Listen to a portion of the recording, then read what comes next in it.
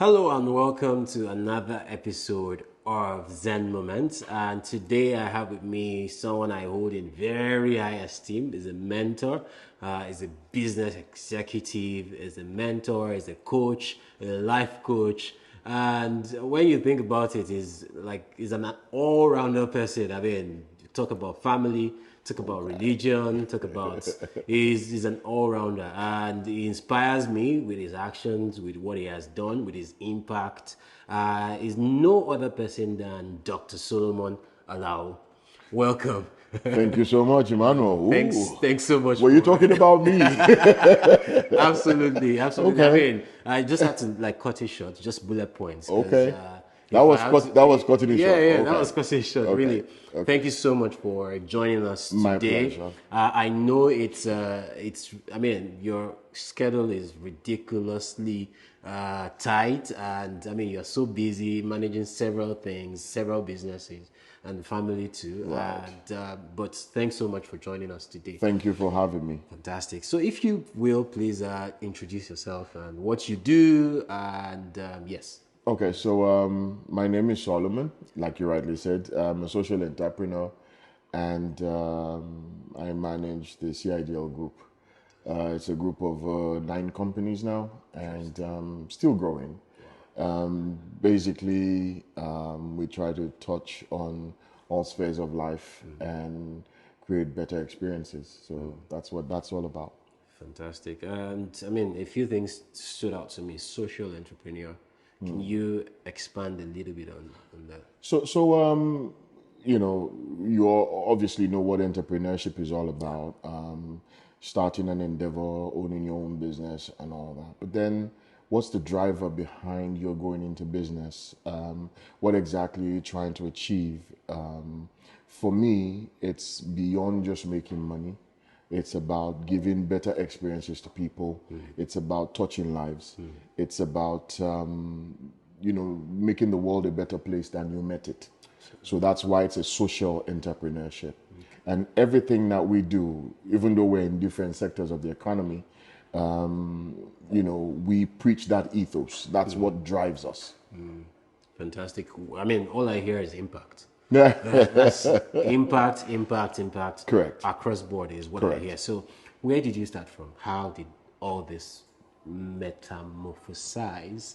How did all this come about? Okay, so I come from a middle-class family. My dad was a hard worker. He is a hard worker. Still is. Still active. Even now that he's in his mid-80s, he's still very, very active. Yes. But all his life he worked for people, for companies that he didn't own. So even though he had influence, it was limited, and I'm sure he could have done much more if he had full control, so to speak. He did well in his chosen field, in his industry, but then he retired, and luckily for him, he went into his religious calling, so to speak. He's a clergyman. So then he's able to touch more lives and do more things. Impact, yeah. But that's fine. We can teach the bread of life, but we also need to give the bread of life. Absolutely. So that's what informed my decision. I've never taken paid employment. Wow. Yeah. Everyone thought I was crazy, but I'm blessed. I had a wife who supported and believed in my dreams and keyed into it. So here we are, some odd 30 years down the line, and we can't complain. It's been quite interesting, actually. Yes. So I understand that it must have been you starting small and growing big.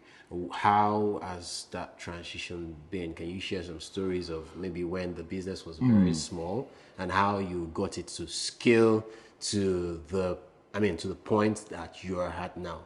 Okay, so we're firm believers in organic growth. So there is no hard and fast rule or shortcuts. Yeah. Basically, you just need to stick to your ethos. Those are your drivers, your ethics, and your integrity. Let your word be your bond. Be a hard worker, and let people know you for excellence. We started very small, like you rightly said. Okay, I'll give you an example. So we have an events management company. If I tell you that when we started, I used to be in charge of serving drinks. Right. It's very funny. But you know why?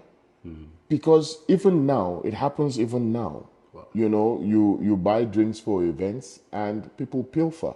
People take them away. You've got your name to protect. So people are like, Oga, go and sit in the VIP and leave the drinks. I'm like, no, my name is attached to this. And I can't afford for people to see me fail or see this business fail. They will attach that failure to my name. So that's what it's all about. Integrity, integrity, integrity. That's really, I mean, I've heard so many things.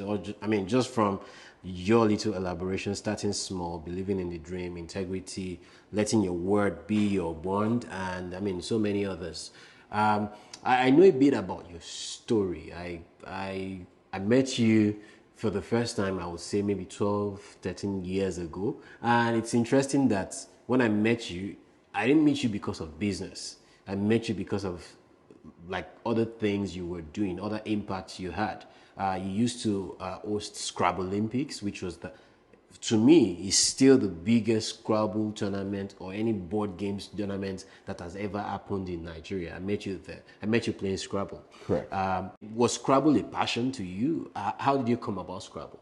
How do you come about other things that you do? Yeah. Okay, so again, like I said, social entrepreneurship, giving back. Giving back.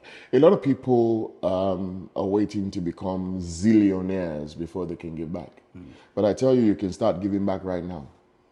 Give your time, give your attention, give a listening ear. If you have 10 naira spare, give 10 naira.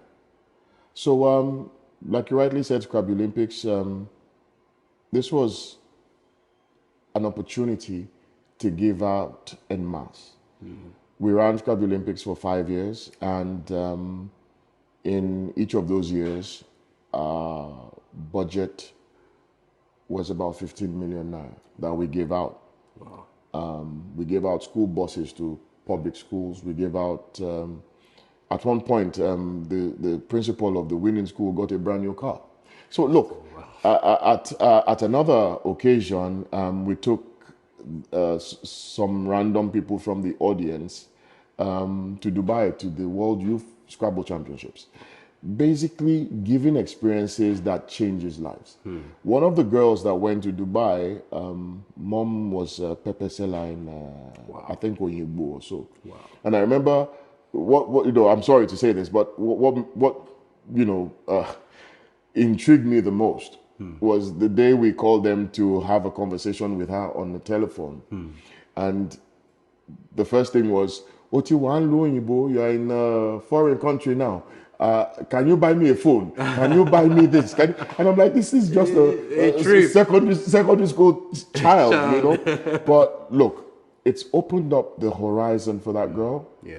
Now she sees that there's a whole new world outside of her environment that she needs to explore and conquer. If she wasn't interested in schooling before, all of a sudden she's encouraged and renewed. So these are the things. How do I balance? Again, I have an ace up my sleeve. My missus, she drives my passion. She's keyed in. So I tell everyone, just look for support structures everywhere. Absolutely. Your missus, your children, your husband, your parents, whoever will support your dream. And the sky's the limit. So it's important to have a dream first. It's important to share that dream and find people that can actually support and help you achieve those dreams. So those are like really important. Very important. Remember the first thing I said was, what are your drivers? What drives you? If you're driven by, I want to have money, when will money ever be enough? Never. If, for instance, I want to have money, the value of 1 million naira today It's not the same value for ₦1 million 5 years ago. No. So that's what we're talking about. So what are your drivers? Let your passion drive you. Let the ethos drive you. Money will come. It will come. Fantastic. So what motivates you? Just A smile on your face. A smile on the faces of others. yeah.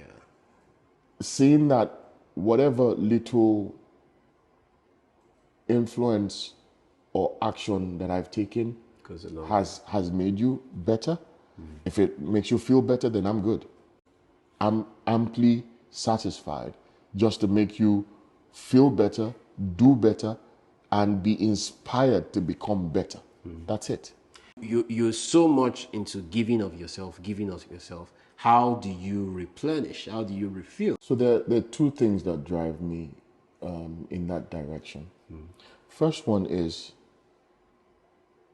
understand that every human being is fallible. Like you guys will say now, nobody holy pass. We're all fallible. So if you know that we're limited and we have limitations, then you're good. Yeah. So in terms of disappointments, they will come, shake them off, keep going. Right? Stay true to your drivers. Absolutely. The second one is know your limitations. An empty cup has nothing to give. If you're empty, you can't pour out anything. Nothing. So find time to replenish and work hard. Listen, no one is going to remember what you gave yesterday if today you're a pauper. I'm going to say that again.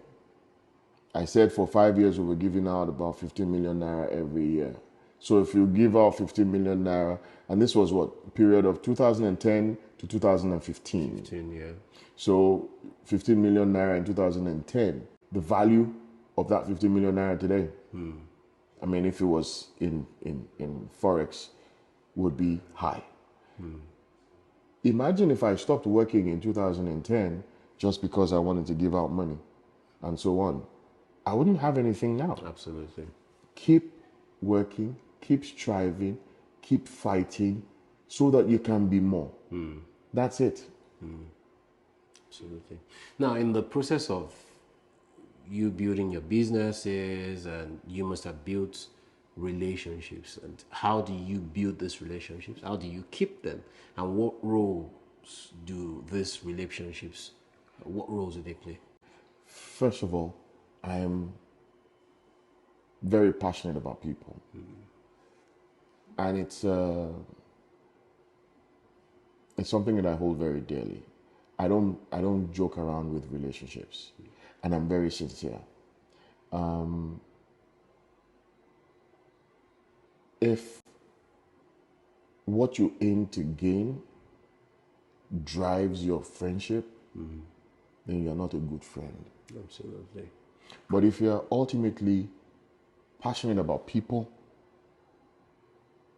then irrespective of whether there's something to gain or not, you will continue to nurture your relationships with them. And that's been our mainstay. Why have we remained in business? Why have we been able to transcend and go into different sectors of the economy? It's because of our people, our friends, the people we have kept close to us. They are our support structure. Now we're in telecoms, we're in insurance, we're in financial services, we're in EPC, we're in oil and gas. You name it. I mean, like I said, there are 9 companies, and ultimately we operate in about 12, 15 sectors of the economy. It's because people know that they can trust us. You give us something to do, we deliver 100%. That's what that's all about. So relationships are key. Yeah. I wouldn't do anything untoward because I can't afford to damage that relationship. Trust. One, the trust, very key. And, again, reputation management. If your friend trusts you and trusts you with some work or some responsibility, when you mess up, You didn't just mess up your name. You've Mess messed up your friend's reputation Absolutely. for recommending you. That's one of the key things that a lot of people need to realize. Yeah, right. Absolutely. I mean, I have a follow-up question to that question. Would be reputation is important, integrity. Correct. I mean, this is because I have like background knowledge to some of your story. I heard you turned down, I can't remember what the sum was, but maybe like 500 million or 1 billion at some point because of integrity. You turned it down. I mean, who does that? And what was your rationale behind it? How were you able to? I understand you say, oh, if I come once, another one will come. But especially in a situation or in an economy like Nigeria, that everybody is just doing whatever it is they can do to survive and whatever it is they can do to get by. How were you able to manage that? And why did you do that? So again, there is integrity of purpose, integrity to self, integrity to others, right? My purpose is clear. I'm not driven by money. Don't get me wrong. I like money just like the next man. Good. Yeah. Look, I can't. If you came to me with a challenge that money could fix, and I said to you, let's hold hands and pray, and you knew I had the money, I would be a hypocrite. Absolutely. Right? And you would know. And in your hearts, even if you're saying amen, It's you're not, like, yeah, I don't trust it. this guy. Right. So money is good, don't get me wrong, and we all need money, right? But when is enough ever enough? Right? Never. That's one. And then secondly, what are you willing to do? I mean, what are you willing to ignore? That's really what makes you a success. Yeah. I understand what you're saying, and the situation you're talking about, and it was not 500 million, it was actually a little over 4 times that. Wow. But here's the thing, it didn't make sense. And even though I we got credited the sum, Wow. we returned it because things just didn't seem right. There are those who would see it as some big opportunity, hold on to it, maybe fix the money, maybe do this, blah, blah, blah, and then wait for an opportunity, or they see it as an opportunity to make money off of it, but that's not me. And luckily for me, everyone that I've surrounded myself with, they key into that kind of that kind of mindset. There are people who make money legitimately. I'd like to be one of those. Absolutely. I've never seen a rogue who made as much money as Mark Zuckerberg. No. I mean, how many banks would you have to rob to get that kind of money he has? How many, I mean, I'm sorry, but how many ritual killings or whatever, kidnappings would you have to do to get that kind of money? So why not look for opportunities, positive endeavors? Yeah, that will fetch you more than that, and you can sit down comfortably and know that money is trickling in. So that's what it's all about. What are you willing to do for money, and what are you going to say no to? That's it. I think that's what makes you a man of integrity or true to yourself. And I hope you so. can lie to everybody, but you can't lie to yourself. That's why I said integrity to self. That's exactly fantastic. So I know you work a lot with your better half as your wife. How has it been, and how did you start working with her? What are the qualities that you saw? What are the qualities that made her stand out for you to know that yes, she's someone you work with? Okay, so I'm not saying this because I want to have a good meal tonight. I'm saying this because it's the truth. There's one thing. If there's one thing I'll give to her, is the fact that she's very forthright. What you see is what you get. Yeah. She says it as it is. She doesn't. There's no pretense. She doesn't know how to pretend. One of the biggest challenges we've had is having to teach her diplomacy. I know she's listening, and I'll probably get you know, one less piece of meat, but it's fine. It's diplomacy is one thing we're trying to teach her, because she will call it like she sees it. Absolutely. And it doesn't help that she's an accountant by training. So you can imagine when you're trying to pull one over us or one over her, and she has all the facts and figures, she calls it out a mile out.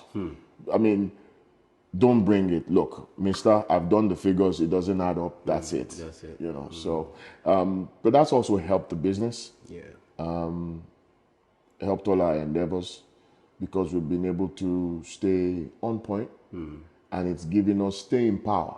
Absolutely. Because, and again, she also manages the investments. Look, all I do is just look good and go and shake hands and smile, you know, like I'm smiling for the cameras now, but she's the one who does all the hard work. So yeah, all the heavy lifting. That's interesting. That's so. I'm ashamed to say it, but that's interesting. yeah, I'm ashamed to say it, but she does all the heavy lifting. Absolutely. So how do you maintain a good work-life balance? How do you unwind? That's the question. Okay, so again, it's good to enjoy what you do. I can tell you for a fact that as an entrepreneur, you don't close. There is no, I'm sorry, I know what books you've been reading, but you don't close. Yeah. If a client calls me at 2 a.m., it doesn't matter if they're calling from Houston or calling from, I'm available. Because I want the next job, I want the next contract, I want the next project. So I'm always open. Yeah. But having said that, you must find time to relax. Maybe go to the gym. Maybe once in a while, go dancing. Interesting. Yes, go dancing. I mean, look, you know me. You know, I'm a God lover, and I don't joke with my faith. But dancing is not bad. It's good exercise. You know, yeah. Go out there, get a good meal. Go and watch a nice movie, a nice flick. Nice. Yes. I mean, go to all the nice fun spots. Come on, man. You've got only this one life. You have to live it. All the 50 plus, 60 plus, they are shaking. You were at my 50th birthday. Did you see me digging it? No, I mean, anyways, it's really nice to hear that you find time to unwind, and it's been really nice listening to you and so many things. I mean, I have so many things to call out, but I think I still have to like listen to it again, play it over and over in my head, and take lessons from this. But if you had one saying or one advice that you would typically give that has helped you throughout your career, that has, that's been, what would it be? I borrowed this phrase from one of my major clients. I've worked with them for over 15 years. It started out as a catchphrase, something to do with safety and security. But I've imbibed it, and it drives the way I do things. Yeah. And I'd like to encourage everyone to also take it on board. Simple one-liner. There's always time to do it right. Wow.